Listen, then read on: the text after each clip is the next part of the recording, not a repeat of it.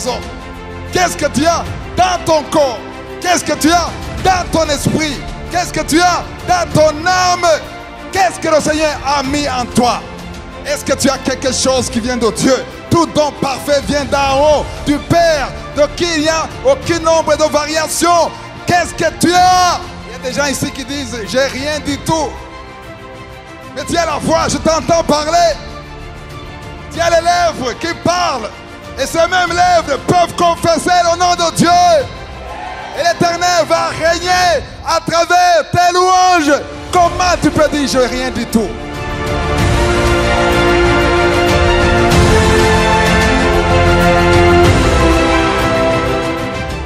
On va dans la parole de Dieu, dans Exode chapitre 4, versets 1 à 5.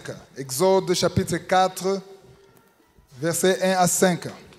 Moïse répondit et dit, voici, ils ne me croiront point, et ils n'écouteront point ma voix. Mais ils diront, l'Éternel n'était point apparu. L'Éternel lui dit, qu'y a-t-il dans ta main? Il répondit, une verge. L'Éternel dit, jette-la par terre. Attends, ici c'est Dieu qui voulait libérer le peuple d'Israël. Ils étaient en Égypte, ils étaient des esclaves pendant 4 siècles. Et le moment était venu pour les délivrer et Dieu a choisi Moïse. Il a dit à Moïse, va parler au Pharaon, le roi d'Égypte, pour qu'il libère mon peuple. C'était impossible. C'est comme si les esclaves aux États-Unis, Dieu parle à un des esclaves, va parler au président des États-Unis à la Maison Blanche pour qu'il vous libère. Alors qu'ils étaient esclaves, c'est eux qui faisaient la force, l'économie de l'Égypte. Donc c'était impossible qu'il accepte. Et il disait, comment est-ce qu'il va m'écouter? Qu'est-ce que je dois faire?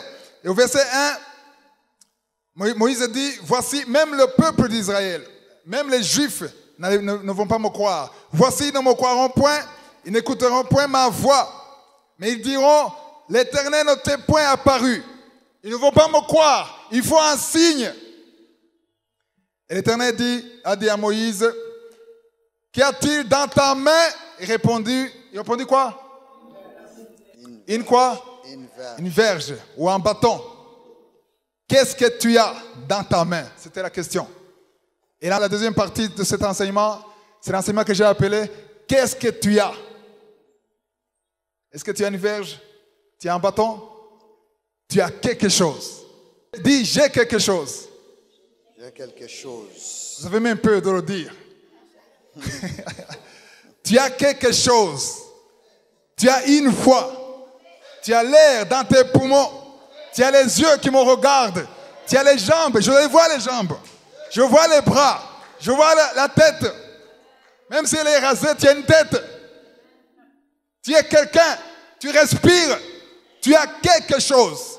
Et tu as un don. Tu as des dons en toi. Peut-être qu'il y a quelques sous dans la poche. Hein?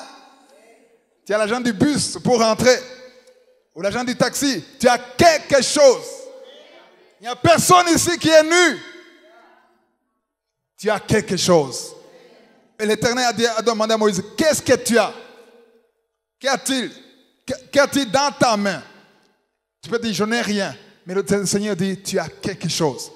L'enseignement s'appelle, qu'est-ce que tu as?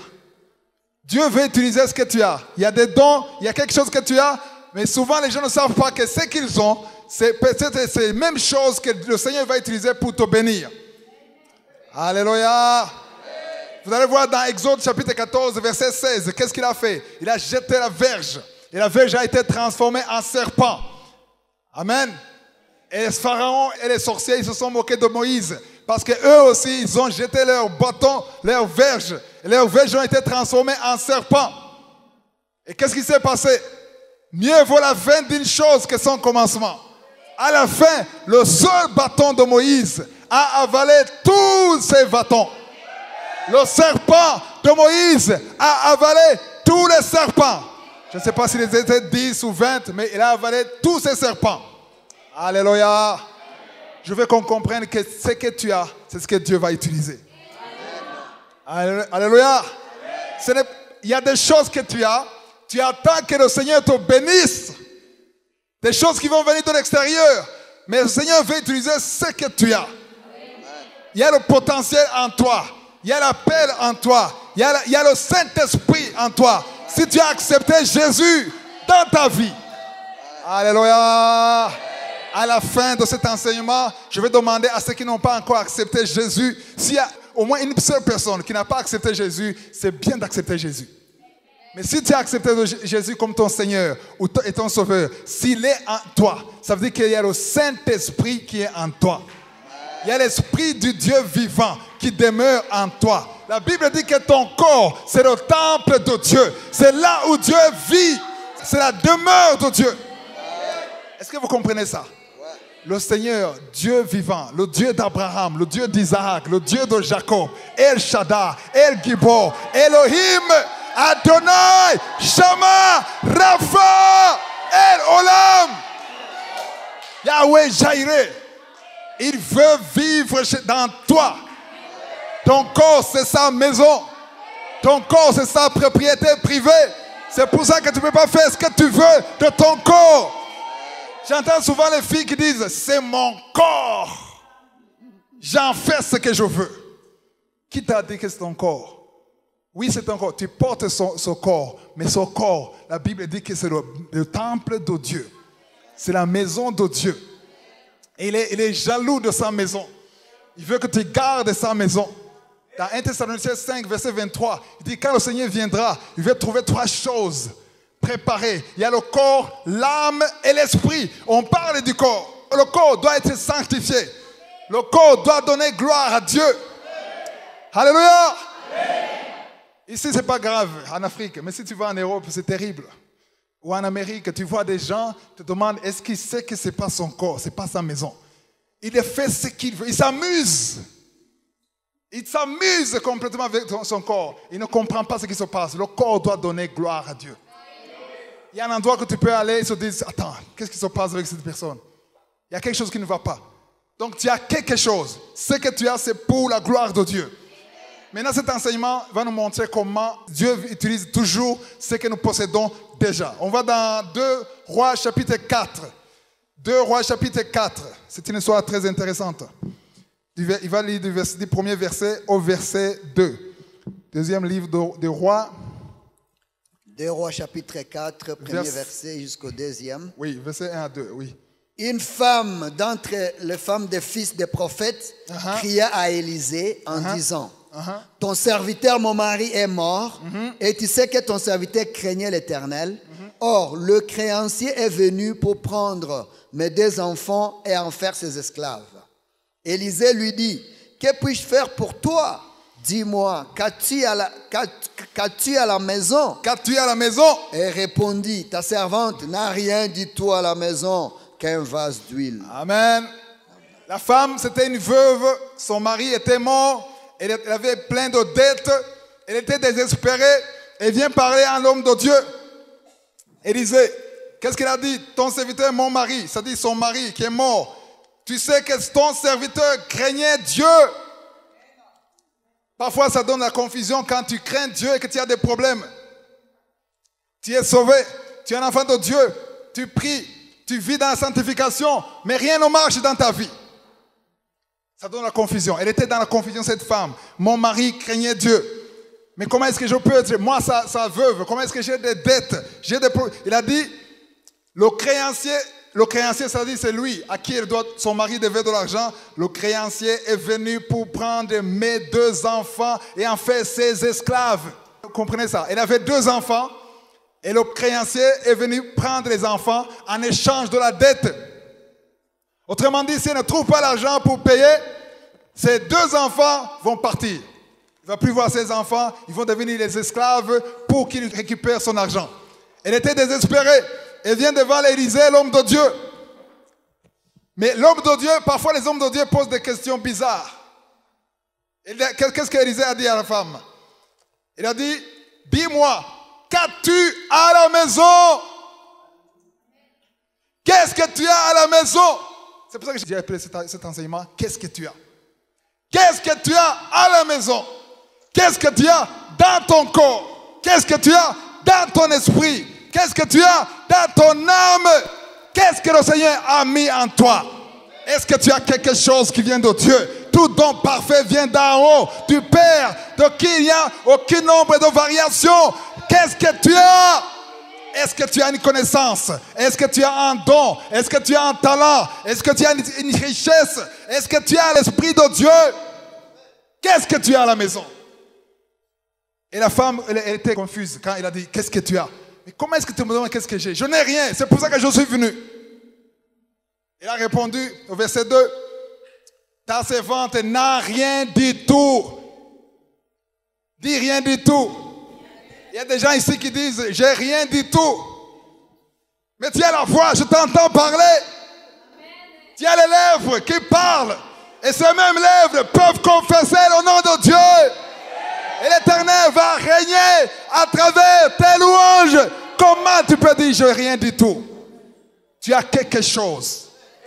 1 Corinthiens 4, verset 7. Qu'est-ce que tu as que tu n'as pas reçu? Qu'est-ce que tu as que tu n'as pas reçu? Il n'y a rien que tu as que tu n'as pas reçu. Et si tu l'as reçu, pourquoi est-ce que tu te comportes comme si tu n'as pas reçu? Il a dit, je n'ai rien du tout. Mais il n'a pas terminé par, je n'ai rien du tout. Il a dit, je n'ai rien du tout à la maison qu'un vase d'huile. Sauf, la seule chose que j'ai un vase d'huile ou un bidon. Ici, on peut comprendre si je parle de bidon. Si je parle de vase, on ne comprend pas bien. Je n'ai qu'un vase d'huile. Mais ce vase, c'est un vase, un seul. Un seul. Mais ça ne peut pas payer les dettes de mon mari. Même si je vends ça, ça ne va pas me sauver. Tu as peur de choses. Mais le Seigneur veut t'enseigner aujourd'hui quel est le peu de choses que tu as. Alléluia. Dieu cherche toujours quelque chose à multiplier. Qu'est-ce que tu as? Tu as quelque chose en toi. Dieu veut que tu verses, que tu sortes ce que tu as. Il y a des choses que tu as qui ne vont jamais se multiplier aussi longtemps que tu les gardes sur toi. Ça peut être spirituel, ça peut être les finances, ça peut être quelque chose de matériel. Mais tu dois apprendre à partager. Tu dois apprendre à donner pour recevoir. Ne va pas devant Dieu pour recevoir. Donne d'abord. Apprends à donner. J'ai ça. Seigneur, je veux plus, je veux plus. Donne ce que tu as d'abord. On veut recevoir sans donner. C'est un faux enseignement. Jésus a dit, il faut donner. Alléluia. Donner. Qu'est-ce que tu as? Je n'ai qu'un seul vase d'huile. Ça c'est le verset, quel verset? C'est verset 2. Hein? Verset 3. Et il dit, va demander au dehors des vases chez tous tes voisins. Des vases pleins, hein? Des vases vides. Pourquoi des vases vides? Parce que personne ne te donnera un vase qui est rempli d'huile. Les vases vides, les bidons vides, on peut te prêter. Hein? Tu dis à ton voisin, donne-moi un bidon, après une semaine, je vais te le rendre. S'il n'est pas méchant, s'il n'y a rien entre vous, tu es sûr qu'il va te donner ça. Parce qu'après tout, c'est un bidon. C'est une bouteille vide de citron. Prends cette bouteille, pourvu que tu me ramènes une autre bouteille, la même bouteille.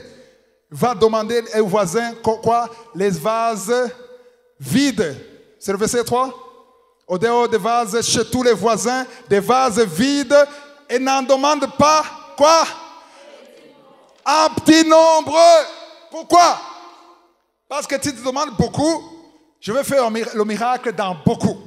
Si tu demandes 5, tu vas avoir la valeur de 5. Il n'a pas dit demande 10 ou 20. Demande le maximum. Alléluia.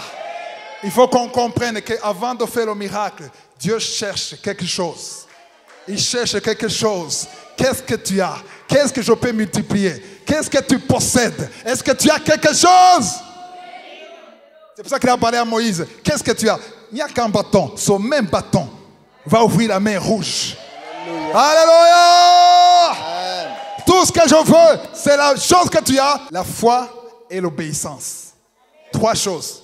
Si ces 3 choses, tu les mets en pratique, ta vie va changer. Amen. Pas peut-être le lendemain, mais ça va changer. Dieu te demande la foi et l'obéissance et utiliser ce que tu as. Le verset 4. Quand tu seras rentré, quand tu quand tu seras rentré, tu fermeras la porte sur toi. tu fermeras la porte sur toi. Alléluia. Amen. Dans la première partie, je vous ai dit que Dieu aime travailler où? Dans le secret, à l'écart de tout le monde. Dieu aime la prière faite en secret. C'est bien de te lever le matin, d'aller prier avec tout le monde à l'église tous les jours. C'est très bien. Mais quand tu es chez toi, il faut un temps pour toi, seul. Amen, amen. Prier avec les autres, c'est une très bonne chose. Mais il y a quelque chose de spécial. Prier avec ton mari et ta femme, c'est bien. Mais cherche toujours un temps pour toi. Toi et Dieu. Dieu et toi. Dans le secret. Alléluia. Et ferme ta porte. Quand on dit ferme ta porte, Jésus a dit dans Matthieu 6, quand tu pries, même mes enfants connaissent par cœur ce verset. Quand tu pries, va dans le lieu secret, ferme ta porte.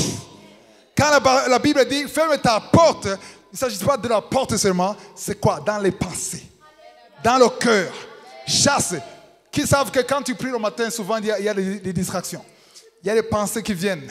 Tu penses à autre chose. Tu penses aux dettes. Tu penses à ton patron. Tu penses à beaucoup de choses. Les enfants, le problème de Minerval. Tu dois chasser. Il faut chasser ces pensées négatives. Les pensées qui te distraient. Il a dit à la femme, va, ferme ta porte. Tu fermeras la porte sur toi et sur tes enfants. Wow! Il y a toi à l'intérieur et tes enfants, les deux enfants, qui sont sur le risque d'être des esclaves. Et tu vas fermer la porte. Parce que moi, l'Éternel, je vais faire un miracle. Amen. À travers ce que tu as. Tu as un seul bidon, ça ne suffit pas. Parce que je vais faire quelque chose de grand pour toi. Alléluia. Et le verset 4 continue. Tu verseras dans tous ces vases vides. Scientifiquement, c'est impossible. Un vase qui est plein, un seul, il a peut-être 50 vases. Utilisons le terme bidon. Vous comprenez quand je parle de vase? L'image des bidons, c'est rapide pour les Burundais et les Africains. On voit un bidon, vous voyez les bidons, tu as un seul bidon, il y a 50 bidons qui sont vides. Alors, tu vas prendre le seul bidon, tu vas verser dans les 50. Tu vas verser dans le premier, il est rempli. Alors, il y a une chose. Quand tu verses le premier bidon est plein. D'accord? Vous me suivez? Et quand tu vas remplir dans le deuxième bidon vide, qu'est-ce qui va se passer? Le premier va faire quoi? Se vider. Normalement. Scientifiquement, c'est ça. Ça se vide. L'ordre de l'Éternel. Tu verses dans le premier et tu vas encore verser dans le deuxième. Dans le deuxième, qu'est-ce que tu vas verser? L'air. Le vent. Il n'y a rien. Normalement, il n'y a rien. Le premier miracle ne s'est pas produit au premier bidon. Le premier miracle s'est produit au deuxième bidon. Alléluia! Si on te dit, prends ton bidon, je te donne un bidon plein et un bidon vide, tu prends le bidon plein, tu verses dans le bidon vide, même un païen peut faire ça. Ça ne demande pas la foi. Ça demande la science. C'est normal. Amen. Je verse, c'est normal, c'est plein. Mais il faut verser dans les 50 qui sont là. Aïe, aïe, aïe, aïe, vous ne comprenez pas le miracle. Le verset 4. Tu verseras dans tous ces vases ou sous ces bidons et tu mettras de côté ceux qui sont quoi? Pleins. Oh, est-ce que vous comprenez ça? Le premier est plein. Pour ne pas te tromper, tu mets à côté. Il y a un deuxième. Mais mon problème, comment est-ce que tu vas verser dans le deuxième alors qu'il n'y a rien dans le premier? Par la foi. Donc, parfois, la foi, il faut être comme quelqu'un qui n'a pas d'intelligence. Quand Dieu dit une chose, tu le fais sans le comprendre. Je me dis que quand elle faisait ça, j'essaie d'imaginer. Il y a ces deux garçons qui sont là. Fiston, aide-moi! La femme, peut-être, elle ne pouvait pas se lever seule. Il y a les deux garçons, Fiston et Eric. J'imagine. Ils ont levé le béton, on verse. C'est plein. Fiston dit, mais maman, c'est vide. Moi, je te dis, prends celui qui est plein, mets à côté. Mais maman, ça n'a pas de sens. Qui t'a dit on cherche le sens ici? On cherche à obéir. La parole qui est sortie de la bouche de Josué. Mais maman, je t'obéis, mais il faut voir le médecin quelque part. Après ça, on va voir le médecin. Obéis, fiston. Je crois que pour remplir le deuxième, la maman n'avait pas besoin de l'aide de son fils. Parce que c'était léger, c'était vide. Et plein bidon vide. L'homme de Dieu a dit, j'ai la foi, j'obéis.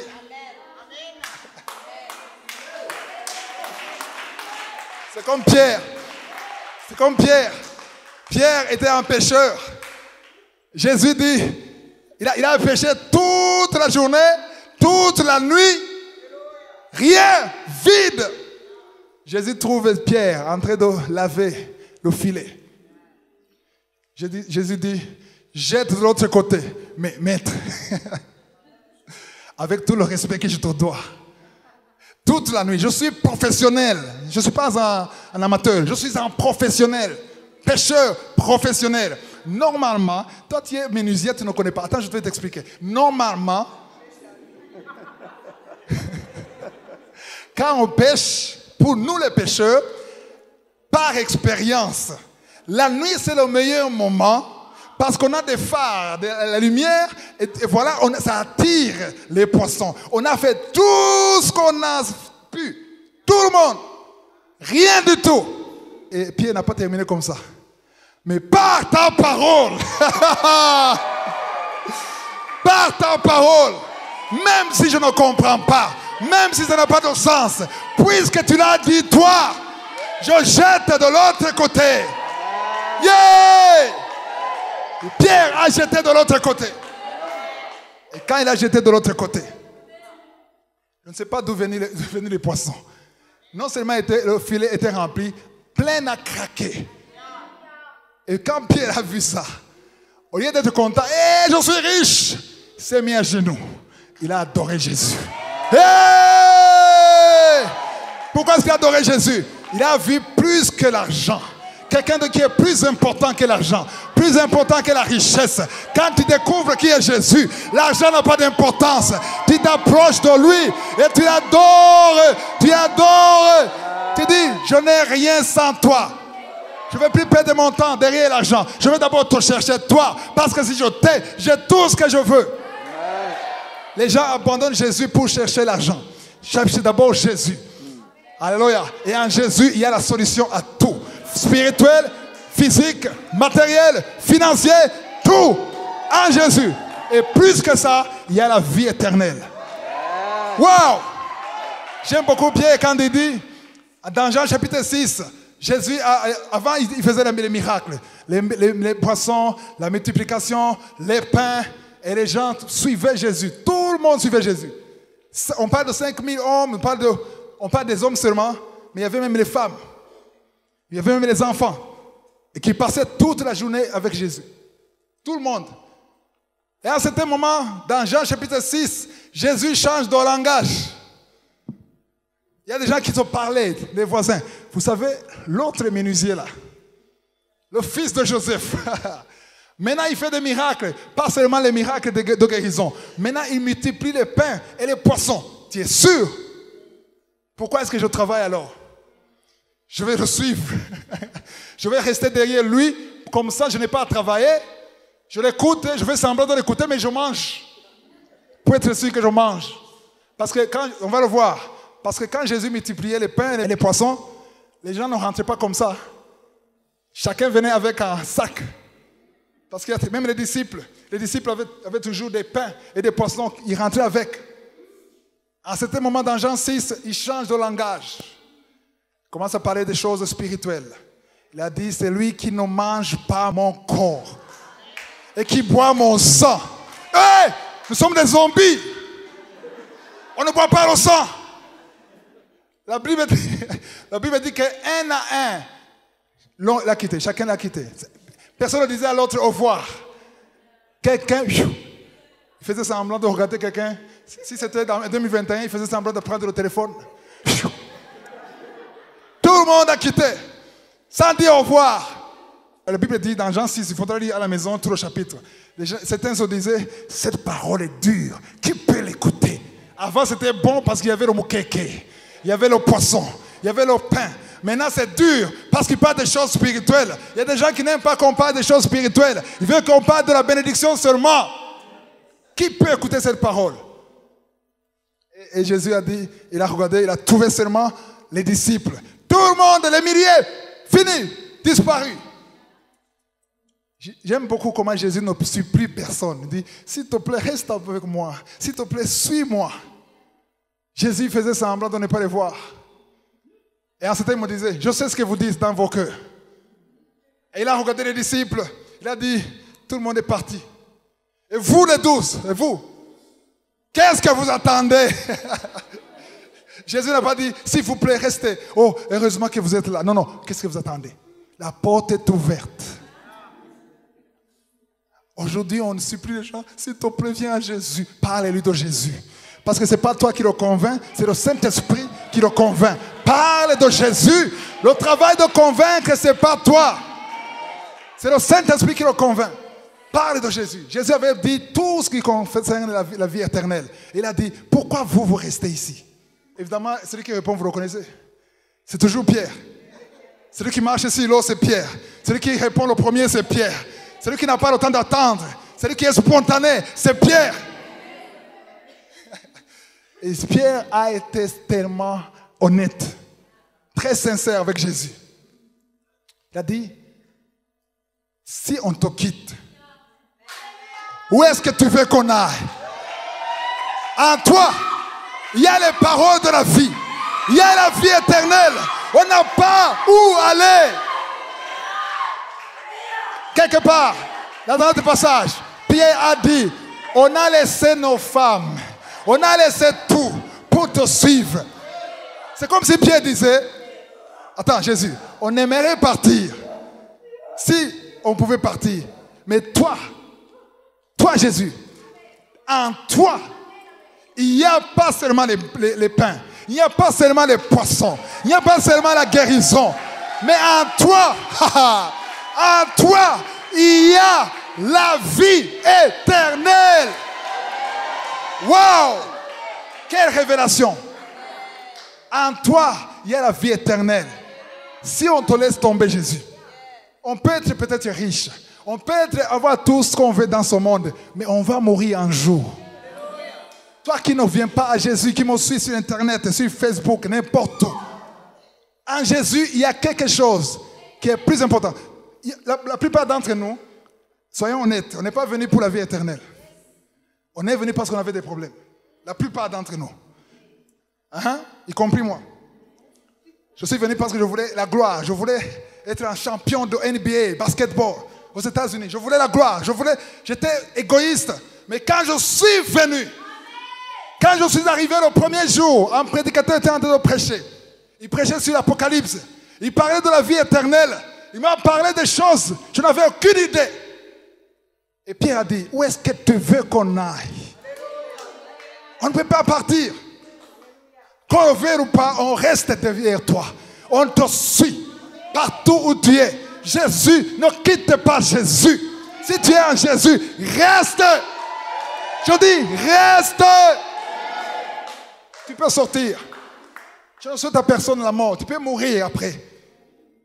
Mais il faut être sûr que si tu meurs, tu as la vie éternelle. C'est ça qui est important. Tous ceux qui me suivent ici, qui m'écoutent, tous ceux qui m'écoutent sur Internet, sur YouTube, personne ne va vivre ici 100 ans. Je peux voir quelqu'un qui va vivre 100 ans à partir d'aujourd'hui. Dans 100 ans, tu seras ici. Hein? Toi, tu seras ici. Tu vas voir 140 ans. Tout le monde, un jour, tu vas quitter son corps. Son corps qui est corruptible. Tu vas sortir de son corps un jour. C'est mieux de te préparer aujourd'hui. Ne dis pas, je suis jeune. Je connais quelqu'un qui me disait, moi je serai sauvé quand je serai vieux. Je lui ai demandé, comment tu es sûr que tu seras vieux? Mais moi, je crois au Seigneur. Est-ce que Stéphane croyait au diable? Il était rempli du Saint-Esprit et il est mort. Les historiens disent qu'il avait quelque chose comme 20 ans. Il a été lapidé alors qu'il croyait en Dieu, alors qu'il avait la foi et le Saint-Esprit. C'est pour ça qu'il faut être prêt tous les jours. Alléluia. Alléluia. J'ai beaucoup aimé la réponse de Pierre. On n'a pas où aller. Non, il n'a pas dit on n'a pas où aller. Où est-ce que tu veux qu'on aille? Parce qu'en toi, il y a la vie éternelle. Tu as tout ce qu'il faut pour nous. Amen. C'était bon d'évangéliser, mais on retourne dans l'histoire. Dans l'histoire de la veuve. On était au verset 4. 2 Rois, chapitre 4. Verset 4, j'avais lu. Donc, elle a dit, dans tous ces vases, et tu mettras de côté ceux qui seront pleins. Lis le verset 5. Alors, elle le quitta. Elle le quitta. Elle ferma la porte sur elle et sur ses enfants. Il lui présentait le vase et elle versait. Alléluia. Lis encore, lis encore. Alors, elle le quitta. Elle quitta qui?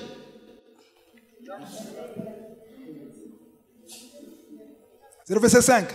Oui, c'est le verset 5. Verset 4, lis à partir du verset 4. Quand tu seras rentré. Elle quitta Élisée, ok. Verset 5. Alors elle le quitta. Elle ferma la porte sur elle et sur ses enfants. Sur ses enfants. Il lui présentait les vases et elle versait.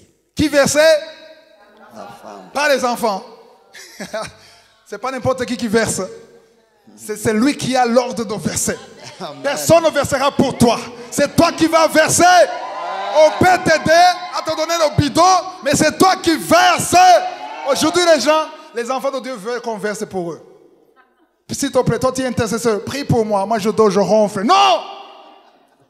Il va prier pour toi. Moi j'ai des gens qui prient pour moi. Même chaque lundi, je demande qu'on prie pour moi. Mais je dois aussi prier. C'est moi qui dois verser. Vous me soutenez, mais je verse. Alléluia. Les enfants étaient plus forts, elle aidait, mais c'est elle qui versait. Vous avez compris le miracle?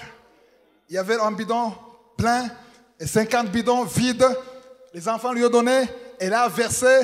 Le premier était plein. Fiston a pris le bidon, a mis à côté. Alléluia. La maman dit, je suis prête pour le miracle. Amenez un bidon vide. Elle prend le bidon. Elle fait comme ça. L'huile. Yeah. Ça vient d'où?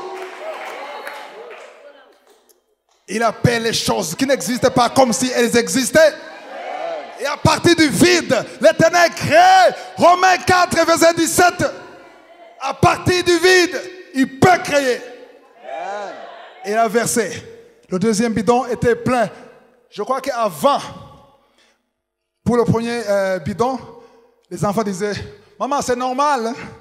C'est normal. Hein? C'est compréhensible.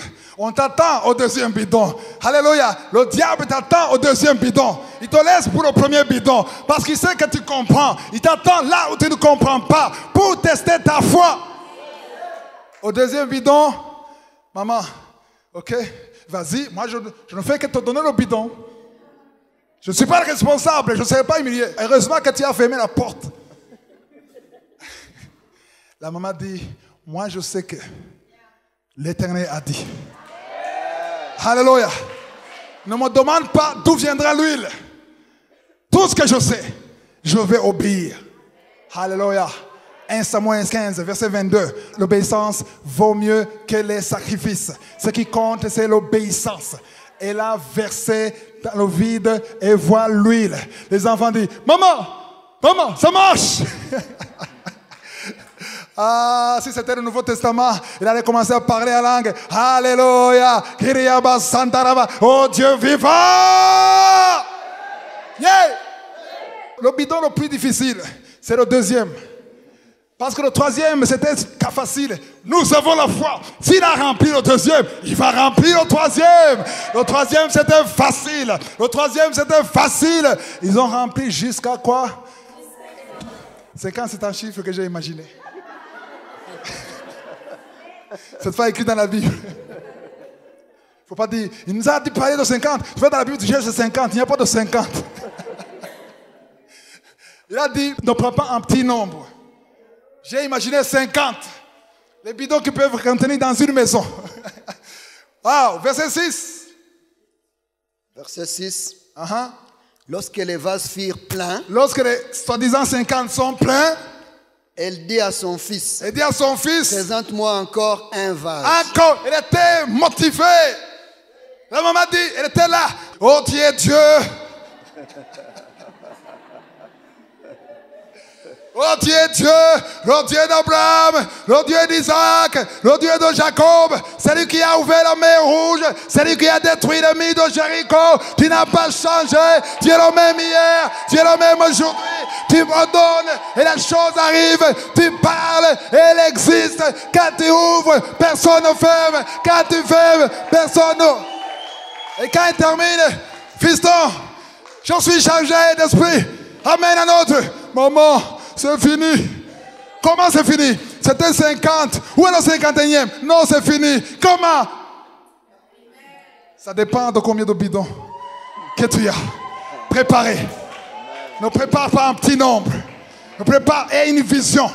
Alléluia. Ouvre ton esprit. Ouvre ton âme. Attends-toi des choses qui dépassent ta capacité. Wow! J'aime le verset 6. Lorsque les vases furent pleins, elle dit à son fils, présente-moi encore un vase. Mais le petit répond, il n'y a plus de vase, maman. Et l'huile s'arrêta, malheureusement ou heureusement pour elle, parce que c'était suffisant pour payer les dettes et pour libérer ses enfants. Yeah! C'était fini. Dieu agit selon ce que tu présentes. Il agit selon ce que tu es capable de supporter. Qu'est-ce que tu es capable de supporter? Non, moi, fils de terre, non, je ne peux pas être là. Ça, c'est pas moi. Je n'ai pas de diplôme. Je ne viens pas de telle famille. Tu te limites toi-même. Dis seulement ce que Dieu veut. Alléluia. S'il me veut là-bas, si c'est lui, ne me demande pas comment. Je n'ai pas d'explication. Quand tu as une explication, ce n'est plus Dieu. C'est normal.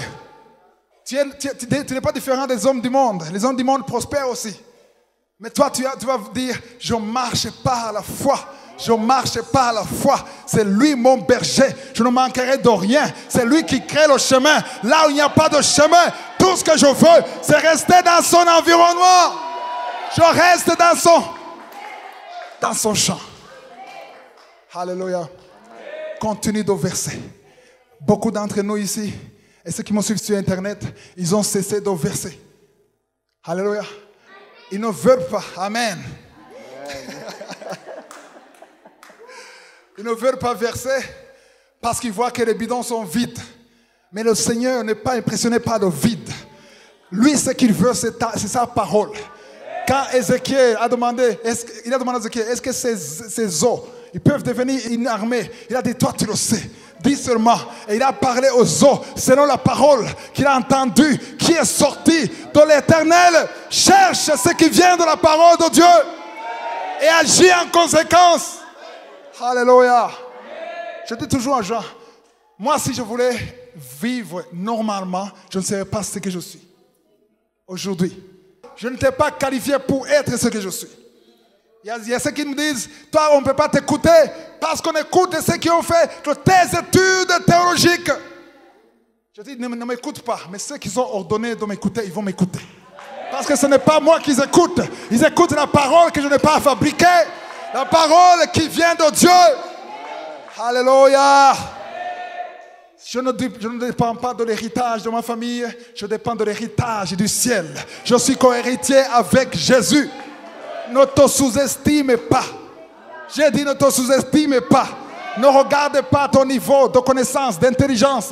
Ne regarde pas ta famille. Ne dis pas je suis orphelin, je n'ai pas de parents. Ce ne sont pas tes parents ici qui vont te sauver. C'est ton Père céleste qui garde la terre entière dans sa main. Alléluia. Ce qui est impossible aux hommes. N'ayez pas la foi pour ce qui est possible seulement. N'ayez pas la foi pour la grippe et pour la malaria. Et la foi pour le cancer, pour le sida. Et la foi pour ce qui est impossible. Ce que les médecins déclarent impossible. Tout ce qu'ils te demandent, c'est de verser. Verse. penche ton bidon. Verse. Alléluia. Alléluia. Prépare le bidon. Prépare tes pensées. Prépare ta vision. Agrandis ta vision. Alléluia. On a lu le verset 6. On a lu le verset 6. Wow. Lui, il s'arrêta. On va continuer. On va lire un autre miracle de multiplication dans Jean chapitre 6. J'ai beaucoup aimé cette femme. Une femme de foi. Il y a des miracles qui n'arrivent pas quand on ne ferme pas la porte. Jésus, pour guérir la fille, pour la ressusciter, il a chassé tout le monde. Tout le monde, dehors! Il a pris seulement Jean, Jacques et Pierre. Et ses parents, les autres dehors. Dieu cherche ceux qui ont la foi. Parce que les gens, les voisins, s'ils pouvaient voir ça, s'ils n'avaient pas fermé la porte, les voisins voient une femme folle qui prend un bidon vide pour verser dans un bidon vide. On a cherché un docteur.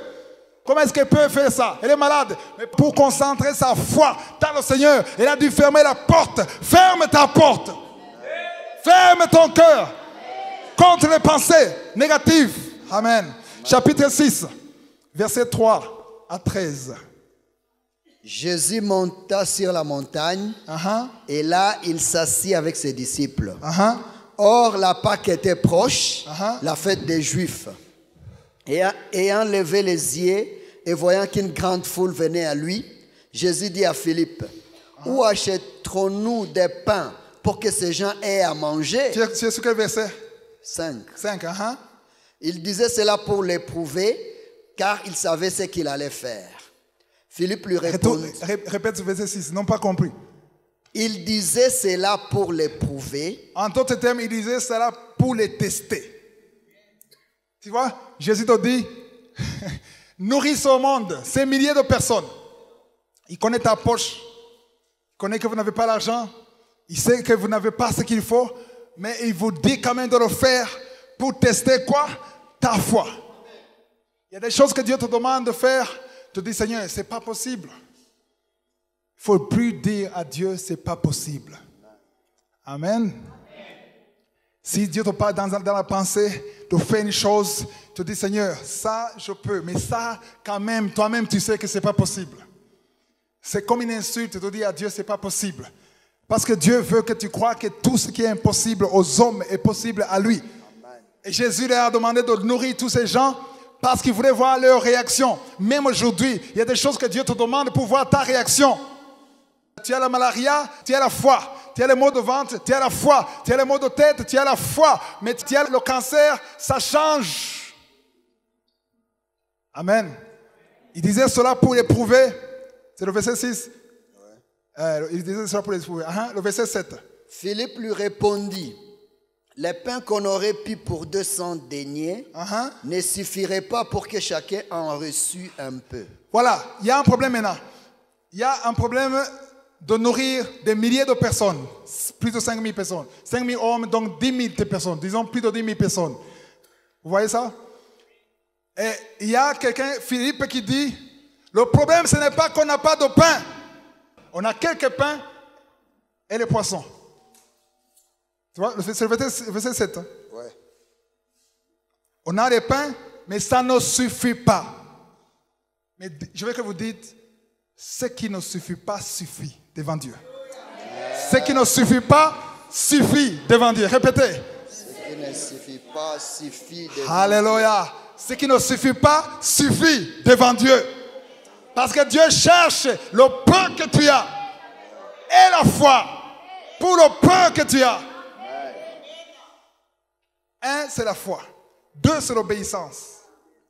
Il faut avoir l'obéissance. Parce que tu peux dire, j'ai le peu, mais tu gardes le peu jalousement. Mais il faut donner le peu. Parce que pour qu'une graine se multiplie, elle doit être dans le sol. Amen. Le grain doit mourir. Il n'y a pas un grain qui se multiplie sans la mort. Mourir, c'est-à-dire que je lâche, j'abandonne ce grain pour que ça se multiplie. Verset 8. Verset 8. Un des disciples qui s'appelle André. Un de ses disciples, André, frère de Simon-Pierre, lui dit 9. il y a ici un jeune garçon Il y a ici un jeune garçon qui a 5 pains d'orge 5 pains d'orge et 2 poissons. les 2 poissons. Mais qu'est-ce que c'est là pour tant de gens? C'est inutile. C'est juste un bidon. Ça ne suffit pas pour les 50 bidons. On voit combien de pains? 5, c'est beaucoup. Même un pain suffit pour Dieu. Même un pain, pour Dieu, ça suffit. Qu'est-ce que tu as? C'est rien. Moi, je n'ai qu'un petit salaire. C'est rien. Ça ne peut pas m'aider à couvrir tout le mois. C'est rien. Ce qui est rien pour toi, c'est beaucoup pour Dieu. Parce que c'est le rien, ton rien, que Dieu veut multiplier. C'est ton rien. Alléluia. Tu vas changer la façon dont tu voyais ta vie. C'est rien, c'est misérable, mais ça, c'est ce que Dieu cherche pour multiplier. Est-ce que tu as la foi que Dieu peut multiplier ton rien, ton peu? Est-ce que Dieu peut multiplier ça? Est-ce que tu y crois? Il y avait beaucoup. 5 pains, c'est beaucoup. C'est beaucoup pour Dieu. C'est verset 9. 5 pains et 2 poissons. Encore 2. C'est pas seulement un. Qu'est-ce que cela pour tant de gens? Pour des milliers. Vous comprenez ça? Et le verset 10. Jésus dit, faites-les asseoir. Il y avait dans ce lieu beaucoup d'herbes. Ils s'assirent donc au nombre d'environ 5000 hommes. 5000 hommes. Quand on parle de 5000 hommes, on ne parle pas de femmes. C'est pas injuste, mais c'était comme ça. Les femmes étaient plus nombreuses que les hommes. Parce que certains avaient 2 ou 3 femmes. Ils étaient nombreux. Il y avait plus de 10 000 personnes. On les a fait asseoir, tout le monde. Pourquoi on les a fait asseoir? Parce que Dieu ne voulait pas l'agitation. Il voulait le calme et l'attente. Est-ce que tu t'attends à quelque chose? Quelqu'un qui se lamente tout le temps. C'est peut-être injuste, Seigneur. Non, calme-toi. Assis-toi. Non. Je sais ce que tu veux dire. Non. Assis-toi et attends-toi à ma puissante main. Droite, triomphante. Calme-toi. Parce que tous ces gens se disent, mais moi j'ai faim aujourd'hui, ça traîne le miracle. Asseyez-vous. Calmez-vous. Ayez foi. Gardez vos yeux sur moi. Je vais faire quelque chose que vous n'avez jamais vu. Et le verset 11. Jésus prit les pains. Jésus prit les pains. Combien de pains? Et combien de poissons? Et qu'est-ce qu'il a fait? Rendit grâce. Stop. Il rendit grâce de quoi? Alors qu'il n'y a pas de miracle déjà. Il n'y avait pas encore de miracle.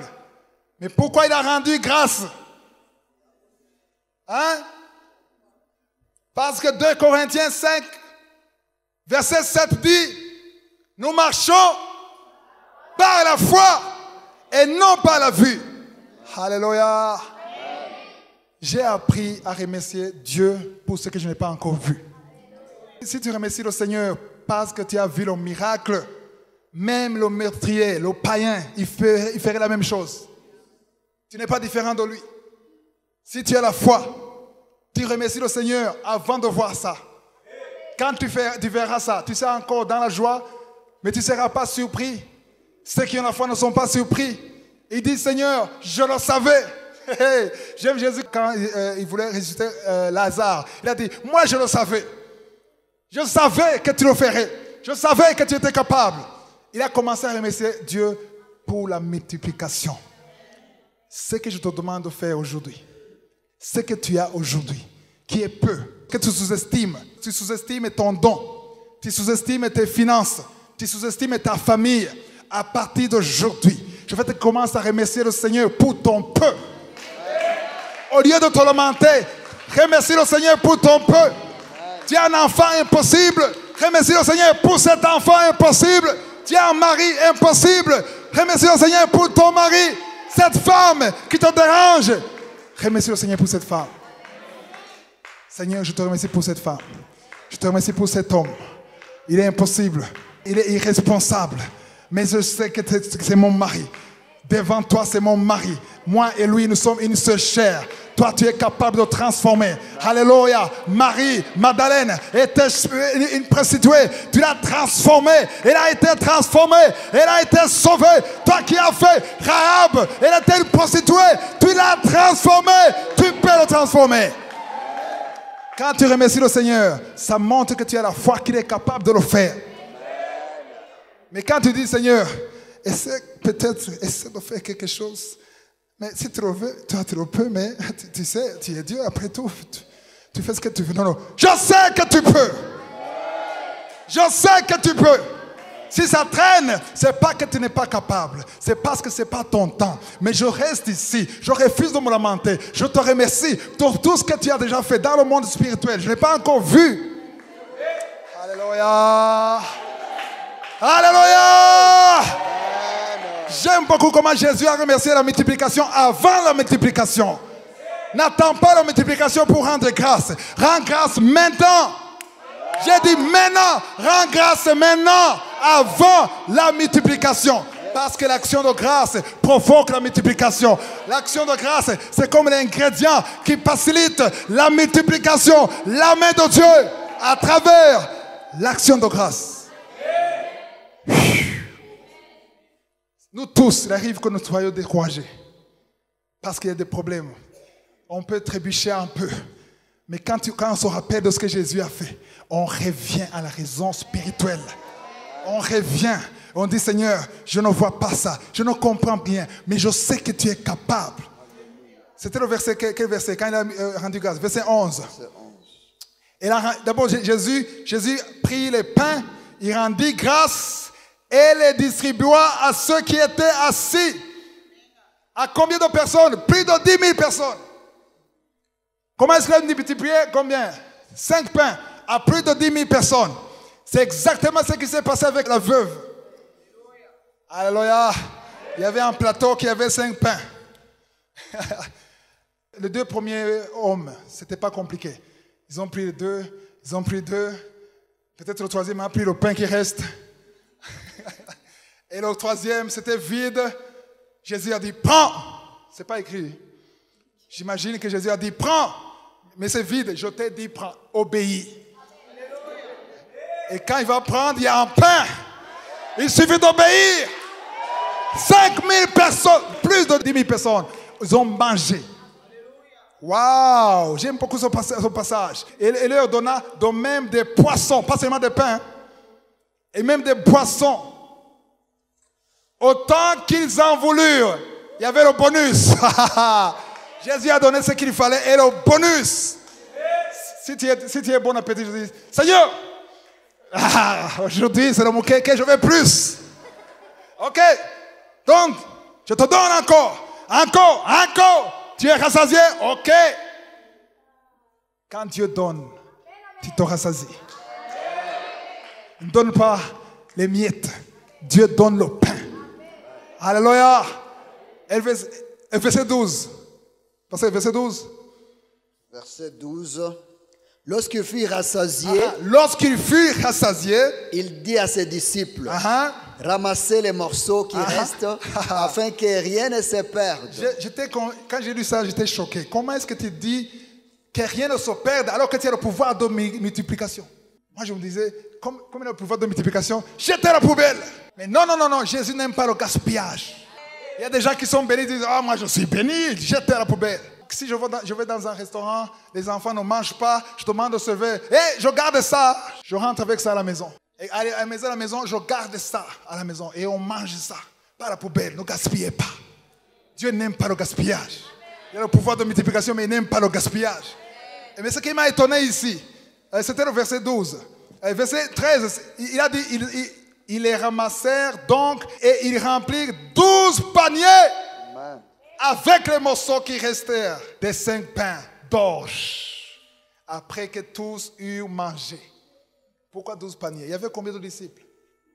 12. Chacun avait quoi? Le pain à la maison. J'aime beaucoup comment Dieu fait les choses. Alléluia. Ok, on avance. 1 Roi chapitre 17, versets 8 à 16 et on termine. On va voir une dernière multiplication et on termine. Alors la parole de l'Éternel lui fit adresser en ces mots.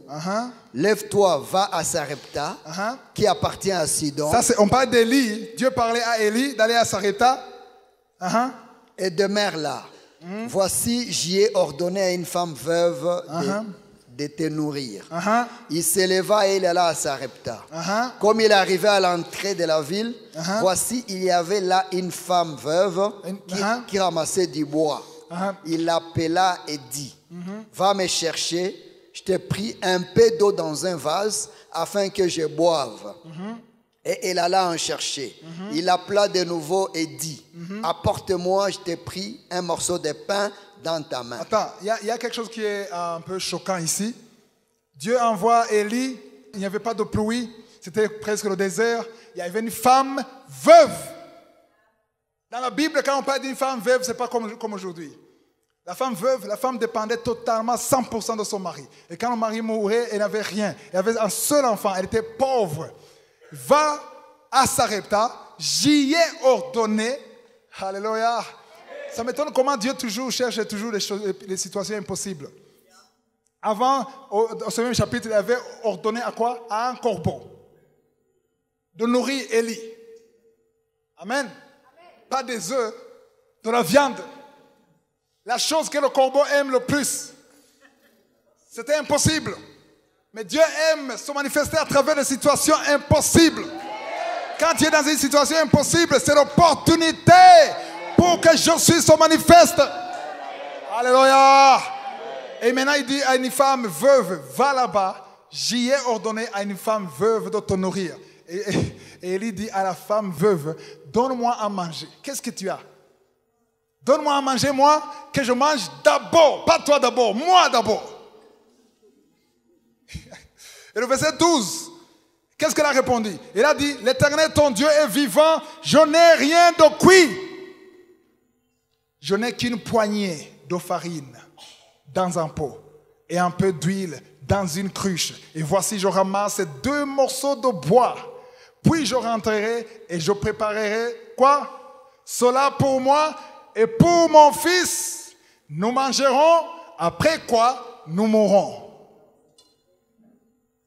En d'autres termes, Élie, donne-nous une chance de vivre au moins un jour, moi et mon fils.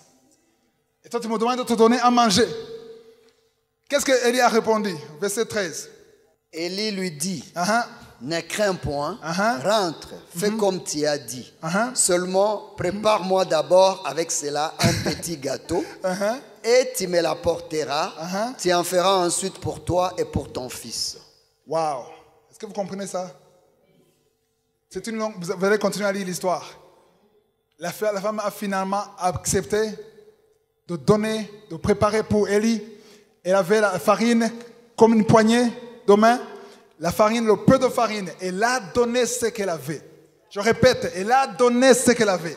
Elle a donné la farine qu'elle avait. Elle a donné le peu d'huile qu'elle avait à l'homme de Dieu. Et qu'est-ce qui s'est passé? Il y avait la multiplication. Alléluia. Et il y avait la multiplication. Il répondit, verset 16. La farine qui était dans le pot ne manqua point. Ne manqua point. Et l'huile qui était dans la cruche ne diminua point. Selon la parole que l'Éternel avait prononcée par Élie. En d'autres mots, on ne dit pas combien de jours ils ont vécu là-bas. C'est peut-être 2 mois, 3 mois. Supposons que c'est 3 mois. Ils ont vécu pendant 3 mois. Tous les jours, ils mangeaient. Tous les jours, il y avait la farine, il y avait l'huile. Tous les jours, d'où venait cette farine? La multiplication. Pourquoi? Parce que la femme veuve a donné. Et c'est en donnant qu'elle a eu la bénédiction. Beaucoup de personnes bloquent leur bénédiction parce qu'ils ne donnent pas. Ils ne partagent pas. Quand tu partages par la foi, le Seigneur va multiplier ce que tu partages. Il y a des choses que tu demandes à Dieu. Il dit, tu as quoi? Qu'est-ce que tu as? Je n'ai rien. Rien du tout. C'est ça, rien du tout que tu as que je veux multiplier. Il ne faut plus dire, Seigneur, quand tu me béniras, je vais bénir ton œuvre. Quand tu me béniras, je vais soutenir les veuves. Quand tu me béniras, je vais soutenir les orphelins. Le Seigneur te répond, je t'ai déjà béni avec le peu. Je veux que tu donnes à partir du peu. Certains disent, non, non, non, ça ne suffit pas pour donner grandes choses. Qui t'a demandé de donner grandes choses? Ne donne pas de grandes choses. Donne ce que tu as. Par la foi. Partage avec les autres. Si tu as un don, utilise ton don. Si tu as un don de prier pour les malades, pour chanter, utilise ton don. Ton don, mets à la disposition des autres. 1 Pierre 4, verset 10. Que chacun mette à la disposition des autres le don qu'il a reçu. Le don, ce n'est pas seulement un don spirituel. La connaissance que tu as. Fais quelque chose. Donne quelque chose. Il y a beaucoup de gens qui restent au même niveau toute leur vie. Après 10 ans, il est la même personne. D'autres sont même en arrière. Pourquoi? Parce qu'ils ne donnent pas. Ils vont devant le Seigneur pour demander sans donner. Et ils sont frustrés. Et ils commencent à se lamenter. Et ils bloquent tout. Mais qu'est-ce que tu as? C'est ça le message d'aujourd'hui. Amen. Voilà, c'est tout le message. C'est fini. Je veux te rappeler qu'il faut donner ce que tu as. Que ce soit beaucoup, que ce soit peu. Donne. Alléluia. Amen. Maintenant, je vais demander une chose. Comme Pierre l'a dit, en toi, il y a la vie éternelle. On a parlé de beaucoup de choses. On a parlé de dons. On a parlé de donner, partager tout ce qu'on a. Est-ce qu'il y a quelqu'un ici qui n'est pas sûr d'avoir la vie éternelle en lui? Tu n'es pas sûr, même s'il y a une seule personne, tu n'es pas sûr, quand tu sors de cette porte, que tu as la vie éternelle, que tu as reçu Jésus dans ta vie. Si c'est toi, lève ta main pour que je prie pour toi. Alléluia. Si tu veux recevoir Jésus, lève ta main.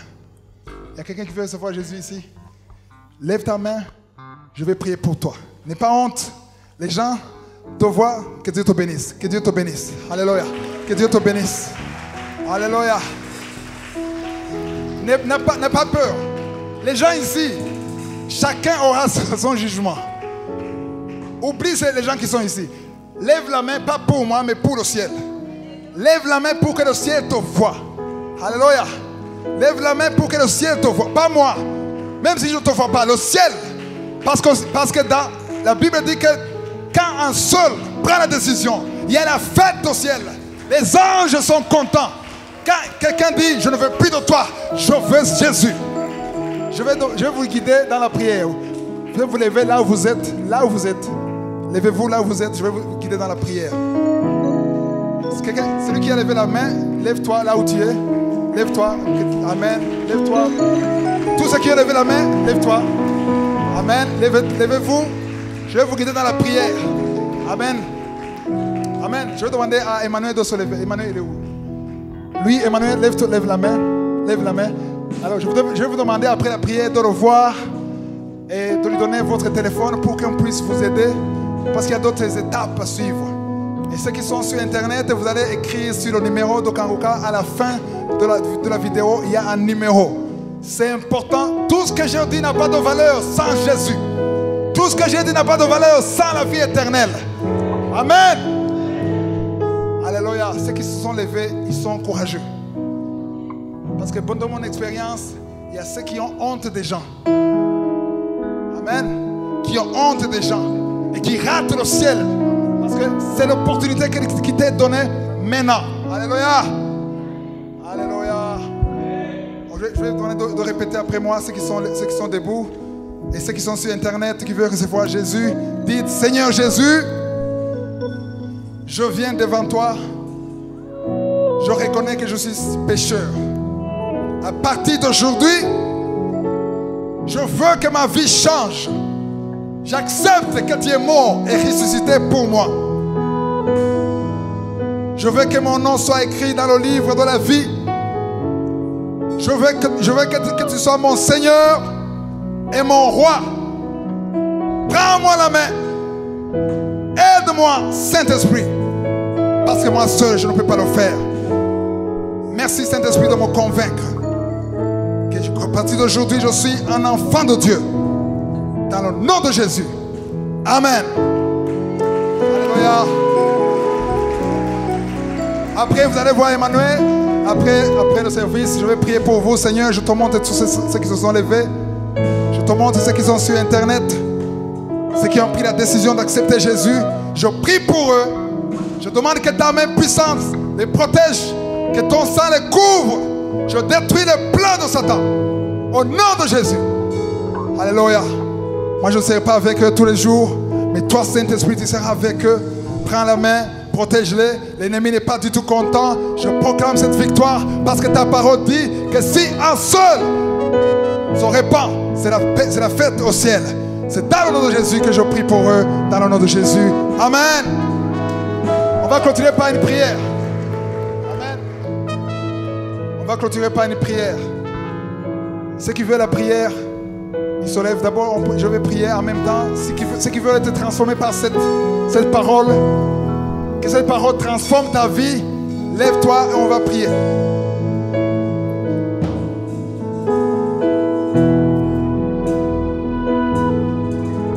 Alléluia.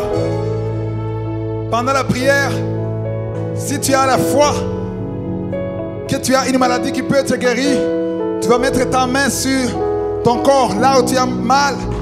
Ou si c'est un endroit où tu ne peux pas mettre ta main, tu vas mettre ta main sur le cœur. Parce qu'avant même que je commence à enseigner dans le premier culte, le premier service, j'ai senti qu'il y a beaucoup de personnes que le Seigneur va guérir le dos aujourd'hui. Il y a beaucoup de gens qui ont un problème de dos qui seront visités aujourd'hui. Et on va prier pour que le Saint-Esprit touche chaque personne qui est debout pour la transformation. Alléluia. On va prier. Si tu as mal, si tu es malade, tu mets la main là où tu souffres. Seigneur, nous venons devant toi. Par la foi. Je prie pour tous ceux qui sont debout. Je prie pour moi-même. Je prie pour ceux qui sont sur Internet. Dans le nom de Jésus. Ouvre nos yeux spirituels. Ouvre nos yeux spirituels. Ouvre nos yeux spirituels.